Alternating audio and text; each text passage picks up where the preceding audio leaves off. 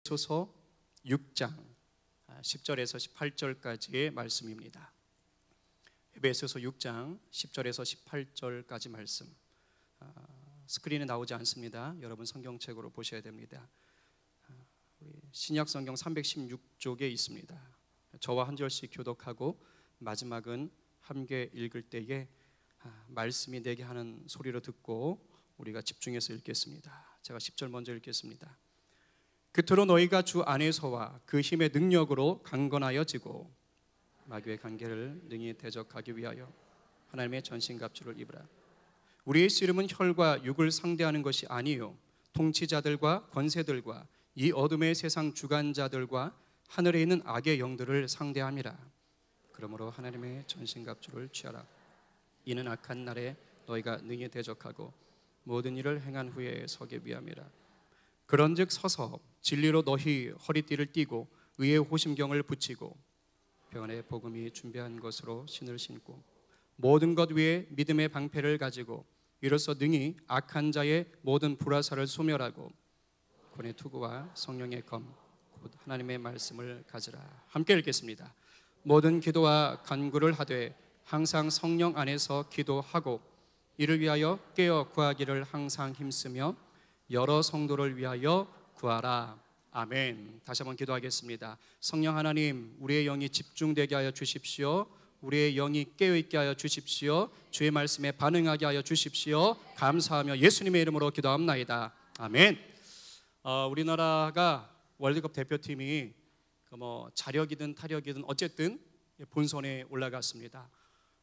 아시죠? 예, 굉장히 찝찝해하는 얼굴인 거 보니까 저랑 비슷한 정서인 것 같습니다. 그러나 어쨌든 올라갔습니다. 자, 올라갔습니다. 그러면 본선에 올라간 우리나라 월드컵 대표팀이 본선에서 이기고 싶을까요? 내리다 지고 싶을까요? 당연히 이기고 싶지요. 너무 쉬운 걸 물어봐서 죄송합니다. 류현진 선수가 요즘 많이 깨지고 있는데 마운드에 올라갈 때마다 지고 싶어 올라갈까요? 이기고 싶어 올라갈까요? 역시 이기고 싶어서 올라갑니다. 자, 그 다음 이제 정답은 아시겠죠? 여러분들 자녀가 체육대회 나가서 달리기 대회 나갑니다. 자, 뛰겠습니다. 이기고 싶을까요? 지고 싶을까요? 네, 무르나 만합니다. 저희 하원이도 꽤 잘 뛰고 시원이도 꽤 잘 뛰는데 출발선에 서 있을 때 그 얼굴 보면 정말 볼트 저리 가랍니다. 굉장한 표정입니다. 근데 하원이는 좀 달려가는 것 같은데 시원이는 열심히 뛰는데 등수가 안 나옵니다. 그러나 표정은 이기기 위해서 뛴다는 것을 저는 분명히 알 수 있습니다. 모든 사람들은 다 이렇게 이기고 싶어 할 겁니다. 매사에 지기 위해 사는 사람이 있다면 그건 정말 성령으로 온전히 하나가 됐든가 아니면 상당히 문제가 있는 사람이죠. 그렇습니다. 인간은 싸움에서 이기고 싶어 하지 지고 싶어 하지 않습니다. 그래서 우리가 좋아하는 말도 있잖아요. 지피지기면 백전백승이다. 예, 좀 제대로 아시는 분은 확실히 없군요. 적을 알고 나를 알면 100번 싸워 100번 이긴다라는 말이 맞지요. 이게 어디에 있는 글입니까? 손자병법에 있는 말이에요. 맞지요? 아닙니다.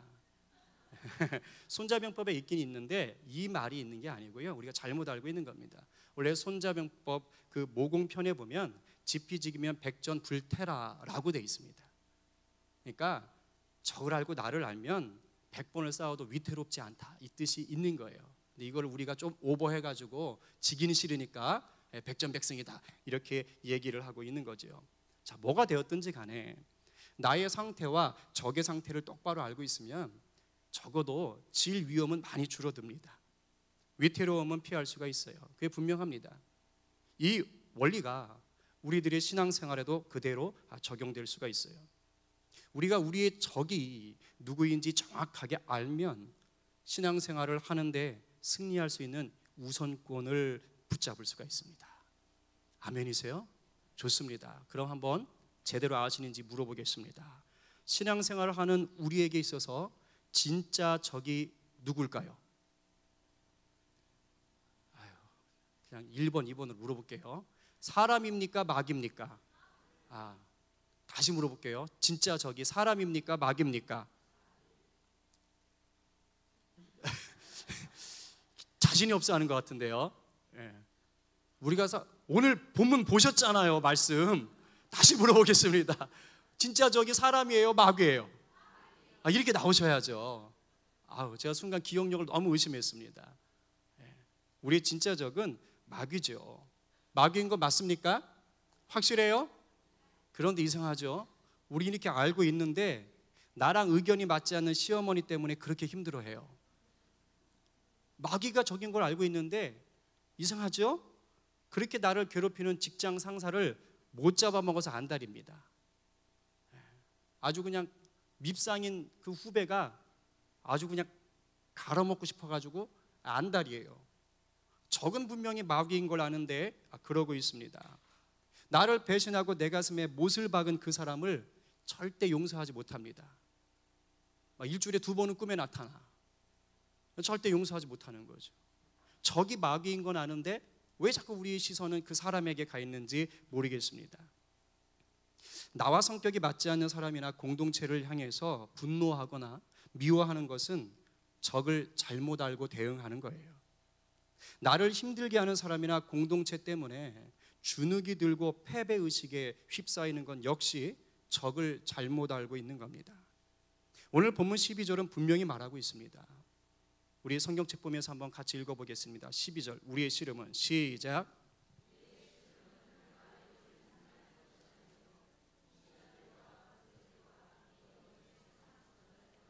하늘에 있는 악의 영들을 상대함이라. 네, 우리 신앙생활하는 우리 성도들에게 있어서의 적은 혈과 육, 즉 사람이 아니다라고 성경이 말하고 있어요. 우리의 적은 통치자들, 권세들, 어둠의 세상 주관자들, 하늘에 있는 악한 영들, 쉽게 말하면 마귀랑 그 일당들이라는 거예요. 영적 존재라는 겁니다. 그럼 하나 더 물어보겠습니다. 마귀는 육체가 있습니까? 없습니까? 없지요. 오늘 제가 좀 영적인 걸로 가니까 굉장히 의심스러우신 눈빛인데 저는 수위를 지키면서 갑니다. 괜찮아요. 편하게 말씀하세요. 자, 육체가 있습니까? 없습니까? 없습니다. 맞습니다. 마귀는 육체가 없어요. 왜냐하면 영적인 존재이기 때문입니다. 그래서 눈에 보이지가 않아요. 눈에 보이지 않아서 우리가 자꾸 마귀에게 속습니다. 여러분 꼭두각시 인형 놀이를 해보시거나 보신 분들 있지요? 이렇게 손을 집어넣고 하거나 아니면 이렇게 줄을 매달아 가지고 위에서 나뭇가지로 이렇게 조종하는 거 있죠. 다 아시죠? 예, 그거 보면 그 꼭두각시 놀이에도 악한 배역을 맡은 인형이 있습니다. 자, 그러면 이 인형이 악해서 악한 역할을 하는 건가요? 아닌가요? 인형 자체가 악할 수 있어요? 아닙니다. 그렇지 않죠. 그 인형을 뒤에서 또는 위에서 조종하고 있는 그 사람이 그 인형에게 악한 역할을 하도록 만들고 있는 겁니다. 마귀가 이와 같아요. 마귀는 영적인 존재이기 때문에 눈에 보이지 않아요. 육체가 없지요. 그래서 어떤 식으로 일을 하냐면 대부분 사람들을 이용해서 자기의 악한 일을 드러냅니다. 물론 그렇다고 해서 인간이 꼭두각시 인형이나 로봇처럼 무조건 마귀에게 조종당한다, 이거는 아닙니다. 왜냐하면 인간 역시 영적인 존재이고 또 자유의지를 가지고 있기 때문이죠. 누가 조종당하느냐? 마귀에게 자기의 영과 마음을 열어준 사람만이 마귀의 조종을 받게 됩니다. 그래서 우리가 살다 보면 여러 가지 좋지 않은 환경들을 만날 때가 있어요. 다른 사람들 때문에 시련을 당할 때가 있죠. 또 경제적인 어려움을 당할 때가 있고요. 우리 또 청년들은 성적인 유혹을 받을 때도 있습니다. 이럴 때 마귀가 우리를 찾아와서 뭐 하는 거냐면 죄악의 씨앗을 딱 뿌리려고 하는 거예요. 분노, 비난, 자기 비하, 폭력, 거짓말, 탐욕, 음란, 이런 씨앗들을 그 내 환경이 딱 닥치면 그때 싹 뿌리려고 합니다. 이때 이것들에게 문을 열어주면 그때부터 마귀의 조종을 당하게 되는 겁니다. 그렇기 때문에 우리 눈에 보이는 것만 가지고 싸움을 하려고 하면 진짜 적을 놓치게 됩니다. 적을 모르면 질 수밖에 없어요. 사람들은 진짜 적이 아닙니다. 진짜 적은 그 뒤에서 궁극적으로 조종하는 마귀인 거예요. 사람이 누구예요? 사람은 하나님의 형상을 따라 지음받은 특별한 창조물입니다. 피조물 중에서 가장 귀한 존재라고요. 예수님께서 왜 죽으셨어요? 결국에는 인간 때문에 죽은 거 아니에요? 우리 사람 때문에 죽은 거라고요. 그렇기 때문에 인간은 주님이 다시 오시는 그 날까지 사랑의 대상이고 긍휼의 대상입니다. 적이 되지 않아요. 믿지 않는 자들, 죄악을 행하는 모든 자들 역시 그들도 예수님의 사랑 안에서 구원을 받고 새 사람이 되어야 할 대상인 겁니다. 결코 우리의 적이 될 수 없어요. 우리의 적은 바로 타락한 천사인 마귀인 것입니다. 이 마귀를 대적해야 진짜 승리하는 신앙생활을 할 수가 있습니다. 믿으십니까? 그렇다면 어떻게 해야지만이 우리가 인간과 싸우지 아니하고 인간 때문에 낙담하지 않고 이 마귀와 싸워서 이길 수가 있을까요? 오늘 성경은 그 위대한 영적 싸움의 원리를 우리들에게 알려주고 있습니다. 그럼 이제 어떻게 해야 마귀와 싸워 이길 수 있는지를 성경 안에서 두 가지로 살펴보면서 우리의 신앙을 좀 다시 새롭게 하기를 원합니다. 우리 앞뒤 좌우분들에게 이렇게 축복합시다. 듣고 깨닫고 반응하여 승리합시다. 우리 한 번만 더 축복합니다. 듣고 깨닫고 반응하여 승리합시다. 아멘. 우리 입술의 고백대로 될 줄로 믿습니다. 자, 첫 번째, 마귀와 싸워 이기려면 예배와 말씀으로 완전 무장을 해야 됩니다. 무엇으로요? 예배와 말씀으로. 자, 우리 다 함께 성경책 보시면서 10절과 11절 그리고 13절 말씀을 한번 보겠습니다. 여러분 성경책 보고 먼저 10절과 11절 시작. 그토록 너희가 주 안에서와 그 힘의 능력으로 강건하여지고 마귀의 간계를 능히 대적하기 위하여 하나님의 전신갑주를 입으라. 13절입니다. 그러므로 하나님의 전신갑주를 취하라. 이는 악한 날에 너희가 능히 대적하고 모든 일을 행한 후에 서기 위함이라. 아멘. 마귀의 간계를 대적하기 위해서 전신갑주를 입으라고 말씀하십니다. 악한 날에 능히 대적하고 든든히 서기 위해서 전신갑주를 취하라고 말합니다. 두 번이나 반복해서 강조하고 있어요. 자, 전신갑주가 뭡니까? 오늘날로 말하면 군인들이 완전 무장한 상태를 얘기하는 거예요. 이 쇠로 된 방탄 헬멧도 딱 쓰고 방탄 조끼도 딱 입고 여기다 수류탄도 딱 차고 총도 들고 방탄 장화도 신고 뭐 단검도 차고 뭐 이런 겁니다. 완전히 무장한 상태를 얘기하는 거예요. 그러면 이렇게 하라고 하는 이유가 뭘까요? 마귀가 만만하지 않기 때문이에요. 마귀가 세기 때문입니다. 마귀는 눈에 안 보이기 때문에 나랑 관계 있는 사람들이나 환경을 통해서 나를 공격해 오거든요. 근데 이게 아주 집요합니다. 아주 지능적이에요. 그리고 내 약점을 얼마나 잘 알고 있는지 몰라요. 그래서 우리가 완전 무장을 영적으로 하고 있지 않으면 그 나를 보호할 수 있는 영적인 무기를 제대로 갖추지 않으면 바로 넘어갑니다. 오늘 말씀에서는 그 무기가 뭐라고 얘기합니까? 14절부터 17절까지 보면 6가지를 얘기합니다. 진리, 의, 복음, 믿음, 구원, 말씀.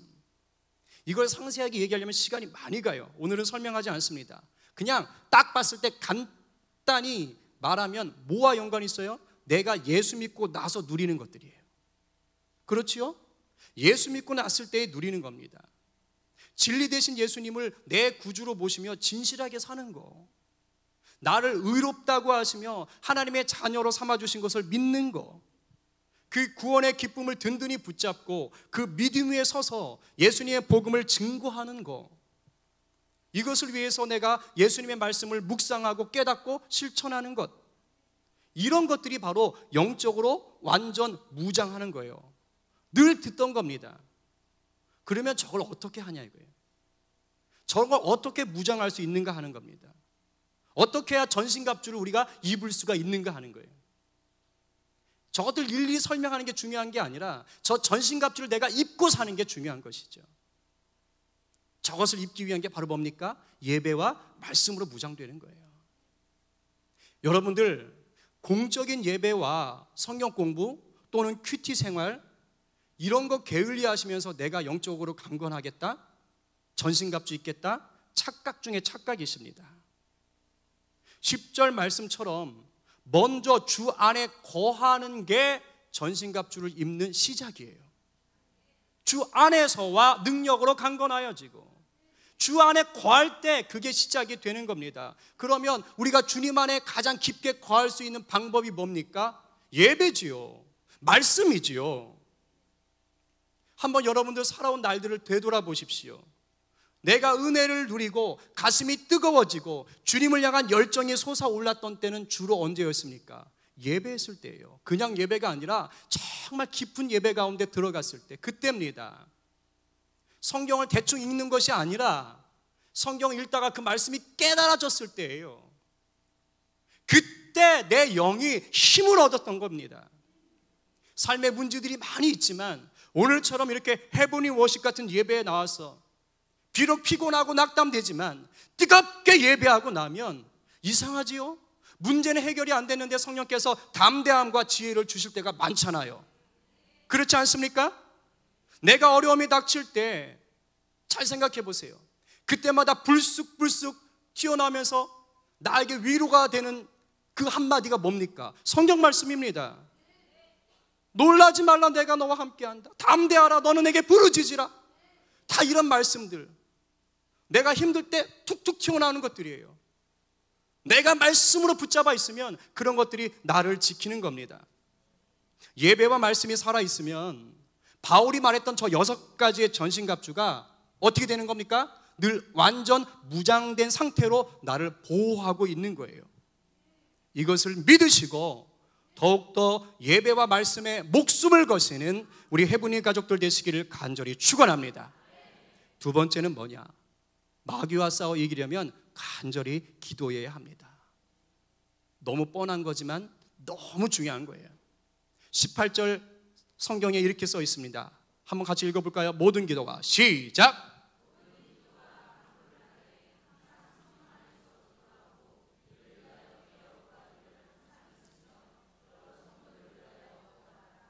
아멘. 우리가 전신갑주만 입었다고 해서 싸움이 되는 게 아니에요. 이 첫 번째와 두 번째는 따로 갈 수가 없어요. 늘 같이 있어야지만이 싸움이 됩니다. 생각해 보세요. 제가 완전 무장을 했어요. 근데 가만히 서 있어요. 그러면 싸움이 됩니까? 안 됩니까?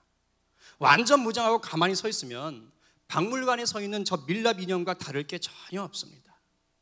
영적인 전신갑주를 입었으면 뭐 하라는 겁니까? 싸우라고 있는 거예요. 성령의 능력과 하늘의 지혜로 싸워야만 됩니다. 그런데 이 싸우게 하는 힘이 바로 뭐예요?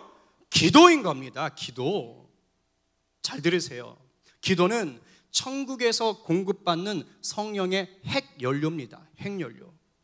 그래서 우리가 기도할 때 이 하늘로부터 세상이 깨닫지 못할 만한 지혜가 임하는 거예요. 내가 기도할 때 하늘로부터 세상이 감당하지 못할 담대함이 임하는 겁니다. 그리고 기도할 때 이 세상을 향한 하나님의 뜻이 무엇인지를 비로소 깨달을 수가 있는 겁니다. 그러나 기도가 끊어지면 천국에서부터 오는 핵연료가 끊어지는 거예요. 파이프가 끊어지는 것과 똑같습니다. 그래서 항상 간절히 기도해야지만이 내가 천국에서부터 오는 그 성령의 핵연료를 끊이지 않고 받을 수가 있는 겁니다. 아무리 성경 말씀을 잘 알고 내가 구원의 확신을 가지고 있고 주님과 친밀함을 혼자 누리고 있어도 기도하지 않으면 싸울 수가 없어요. 이길 수가 없다고요. 픽픽 넘어집니다. 영적 싸움은요, 소설 속에 있는 게 아닙니다. 실제예요. 오늘 우리 찬양팀 예배 시작했을 때부터 영적 싸움이 있었습니다. 그 누구도 피할 수 없는 현실입니다. 그래서 신앙생활은 이기거나 지거나 둘 중에 하나예요. 기도하지 않으면 결국 지게 되어 있습니다. 그런데 중요하게 알아야 될 게 있어요. 하나님의 특별한 기도의 원리를 하나 더 추가하셨는데 이 기도가 나 혼자만 기도하는 것을 얘기하지 않습니다. 오늘 18절 후반절에 보니까 바울이 이렇게 나왔어요. 여러 성도를 위하여 구하라. 여러 성도를 위하여 구하라. 오늘 개역개정 성경은 여러 성도라고 했는데 원래 헬라어 성경을 보면 이 여러라는 뜻은 모든이라는 뜻이에요. all, 모든 성도를 위해서 구하라. 모든 성도를 위해서 중보 기도를 하라, 이런 뜻입니다. 자, 이 말은 뭘까요? 제가 모든 성도들 위해서 기도합니다. 우리 차이상 집사님이 모든 성도를 위해서 기도합니다. 우리 박연희 권사님이 모든 성도를 위해서 기도합니다. 이렇게 모든 성도가 모든 성도를 위해서 기도하면 결국 어떻게 되는 겁니까? 모두가 기도하는 겁니다. 이 말은 결국은 교회 전체가 뭐 하라는 겁니까? 기도하는 교회가 되어야 된다는 뜻입니다. 그리스도의 몸이 기도하는 몸이 되어야 한다는 것입니다. 이게 바로 예수님께서 베드로에게 말씀하신 진짜 교회의 모습인 겁니다. 마태복음 16장 18절에 뭐라고 얘기합니까? 너는 시작.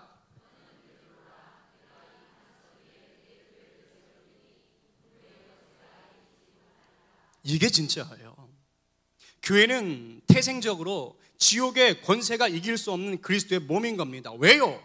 모든 성도들이 간절하게 기도하기 때문에 싸워 이길 수밖에 없는 것이기 때문입니다. 믿으십니까? 우리 모두가 영적인 전신갑주를 입고 날마다 간절히 기도하는 성도, 교회가 되시기를 간절히 축원합니다. 그렇습니다. 영적인 전신갑주를 입고 우리가 늘 간절하게 기도하지 않으면 그 어떤 누구라도 마귀에게 당할 수밖에 없어요. 예를 들어 볼까요? 하나님 마음에 합했다고 얘기했던 다윗, 어떻습니까? 그가 이제 전쟁이 없고 하나님 앞에 간구할 것도 없고 아주 평화로울 때가 되니까 그냥 옥상에 올라가서 이렇게 거니는 겁니다. 그러다가 뭘 봤습니까? 우리 아내 밧세바가 목욕하는 걸 봤어요. 마음이 풀어져 있었던 겁니다. 그때 마귀가 음란의 영을 집어넣는 거죠. 성령 충만했으면, 깨어 있었으면 음에 못 볼 걸 봤네, 가야지 이러고 내려올 겁니다. 근데 왜 그거를 주목하고 보는지 몰라요. 그래가지고 하나님이 싫어하는 행동을 해버리지 않습니까? 거기에서 끝납니까? 그게 또 발각될까 봐 두려우니까 이제 그 남편이 우리아를 불러다가 적진 한가운데로 집어버려가지고 거기에서 죽게 만들잖아요. 다윗 왕에게 아주 충성했던 부하인데 자기 부하를 죽여버리는 겁니다. 하나님 마음에 합했다고 얘기하던 이런 사람도 전신갑주 입지 않고 기도하지 않으면 이렇게 무너지는 겁니다. 12제자는 어때요?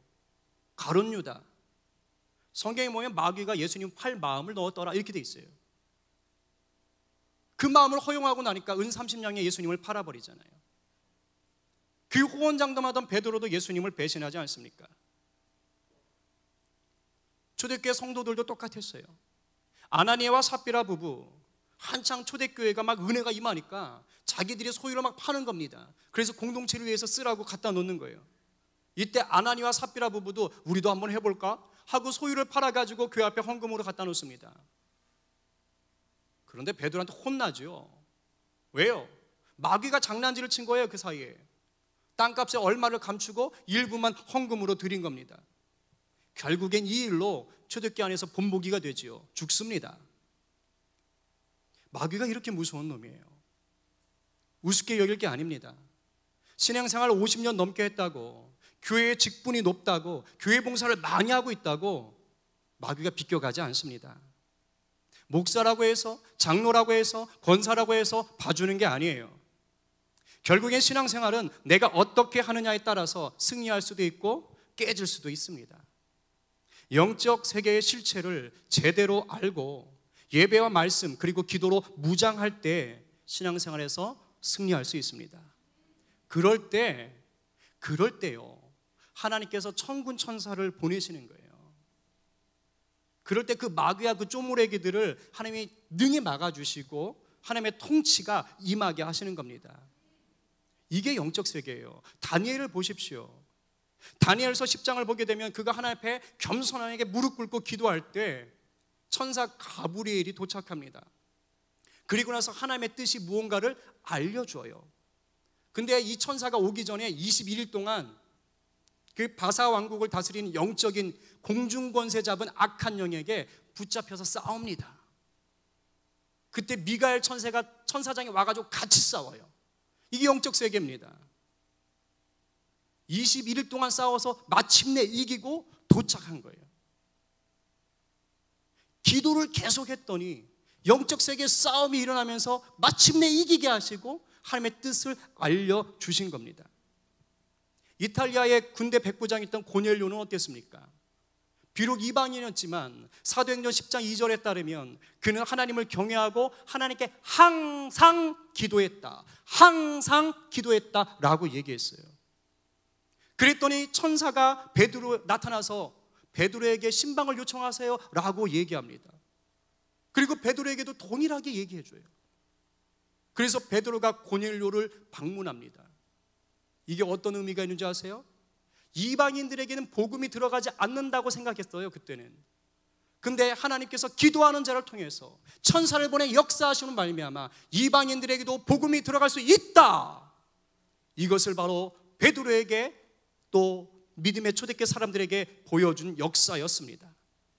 우리 예수님은 어떠셨어요? 요단강에서 세례를 받으신 후에 광야에서 마귀의 시험을 받으셨지요? 이기셨습니다. 그때 성경은 말합니다. 천사가 와서 수종 들었더라. 죽으시기 전날 밤에는 감람산에서 기도하실 때 천사가 나타나서 힘을 더했더라 라고 성경에서 얘기해요. 이게 바로 기도의 영적인 파워입니다. 우리가 예배와 말씀, 기도로 무장되어 있으면 그때는 내가 싸우는 게 아니에요.